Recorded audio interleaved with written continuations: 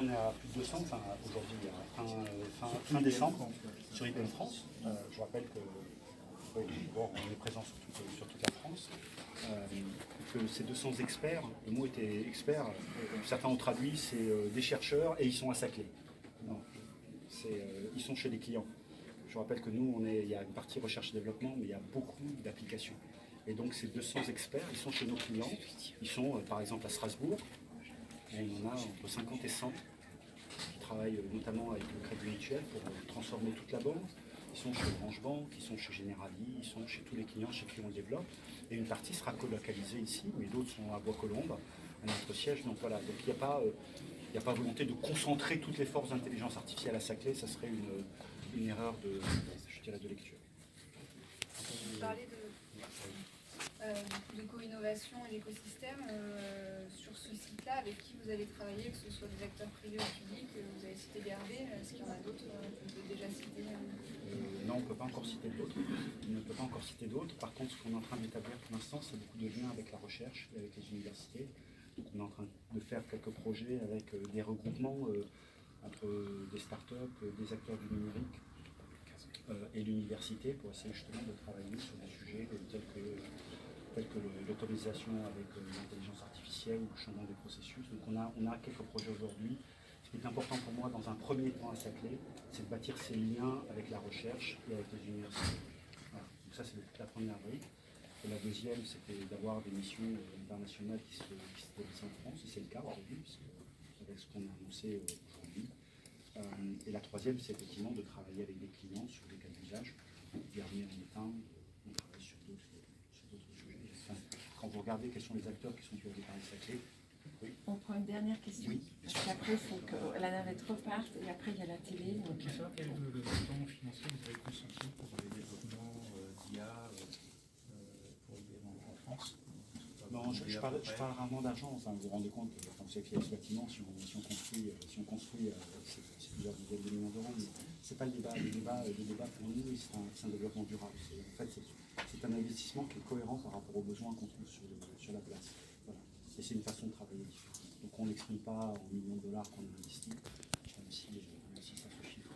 C'est l'effort le plus important en termes de R&D que vous réalisez en France, en état actuel. Comment? C'est l'effort le plus important que vous réalisez en termes de R&D en état actuel en France. Paris Saclay? Oui. Oui, mais encore une fois, il n'est pas. Ce qu'on fait sur le quantum computing est aussi important. Et franchement, il y a un an, on ne savait pas où est-ce qu'on allait le faire. On avait cette ambition. Ce qui est intéressant, c'est on a une ambition et derrière, on a des acteurs qui ont dit je suis intéressé par cette ambition, on a réussi à concrétiser. Et voilà, et le financement est soufflé de part et d'autre. Je ne chiffre pas en millions de dollars ni en millions d'euros, même si ça chiffre, mais c'est encore une fois, il y a un intérêt aussi pour nos clients et pour l'écosystème de on se développe. Vous avez du crédit d'impôt recherche, Quand vous faites de la recherche, vous avez des crédits d'impôt recherche, mais ce n'est pas celui qui nous permet de dire je vais me développer. Je vous rappelle que l'Allemagne a aussi le crédit d'impôt recherche. Je suis en compétition avec mes amis et eux, ils financent aussi de la recherche, qui vont des crans plus loin. Mais encore une fois, c'est pas le sujet. Si on n'avait pas de crédit d'impôt recherche, on aurait des problèmes pour avoir les chercheurs en France, c'est certain. Donc ça nous aide à les stabiliser. C'est pas forcément ce qui nous a permis de nous développer. Ce qui va nous développer, c'est l'acceptation de nos clients, notre pertinence chez nos clients et la façon dont on fait. Quand vous entendez Yves Lépine vous dire que voilà ce qu'il a réussi à faire et qu'on est capable, une des rares entreprises, est capable justement d'ouvrir nos labs, de discuter, etc., ça me donne de l'espoir sur l'avenir. Mais c'est ça qui financera notre recherche. C'est de la recherche appliquée, c'est nos clients. Je ne cherche pas des subventions pour me développer. Si je fais des subventions, avec ça, je ne crée pas de valeur à long terme. C'est vraiment une dernière petite question. Vous avez dit que vous étiez la première entreprise à signer la charte IA éthique qui par lieu aujourd'hui. Est-ce que ça va, quel impact ça va avoir sur vos activités aussi? Est-ce que ça pose un cadre Est-ce que ça vous pose un cadre pour votre réalité sur le sujet? Bien sûr, ça pose un cadre, mais c'est un cadre qu'on s'était entre guillemets auto-appliqué. Ça fait depuis plus de 2 ans. Alors, éthique, mais depuis plus de 2 ans qu'on dit que l'intelligence artificielle doit être éthique, qu'elle doit être explicable et qu'elle doit être transparente. Et c'est intéressant de voir que cette régulation qui vient de France et d'Europe est intéressante parce qu'elle rentre dans nos valeurs.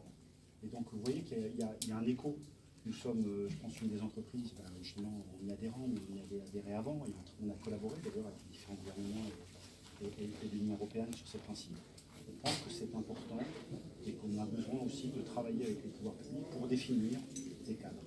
Et que ce marché ne peut pas s'auto-réguler. Voilà. Donc c'est pour ça qu'on est ravis qu'il y ait la voix européenne qui se fasse entendre sur la scène internationale et qu'on y participe depuis lors. Ouais, c'est la dernière des dernières des dernières. Sur les frameworks. Comment? Sur les Oula. frameworks pour le machine learning. Harley? Oui. Pardon. Est-ce que vous allez vous appuyer uniquement sur les frameworks maison de Watson ou est-ce que vous allez vous ouvrir à des frameworks français, par exemple de Vria, des choses comme ça? Oui, on n'est pas. Enfin, Watson, c'est un outil, c'est pas le seul. Une des factories cognitives qu'on a fait, que je ne peux pas citer parce qu'elle n'est pas encore publique, elle n'est pas qu'avec l'intelligence artificielle IBM. C'est pas un problème.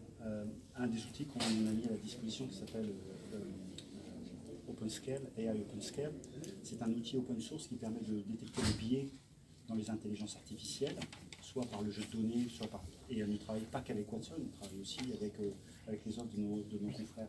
Donc non, il n'y a pas c'est sûr qu'on travaille sur Watson parce qu'on maîtrise et qu'aujourd'hui l'innovation est dans la capacité à faire, mais on n'est pas du tout fermé pour travailler avec d'autres qui ont d'autres sujets. Au passage, on n'utilise pas Watson dans les projets clients qu'on fait chez les clients. De temps en temps, il y a des modules qui sont supérieurs aux nôtres, dans certains cas qu'on utilise sans aucun problème. Pourquoi, par exemple, On travaille aussi là-dessus, c'est pas un problème. Donc on n'est pas mono technologie, pas que. Maintenant, bien sûr, on veut maîtriser notre technologie, la mettre en œuvre. Mais ce n'est pas un rapport d'exclusivité. Merci.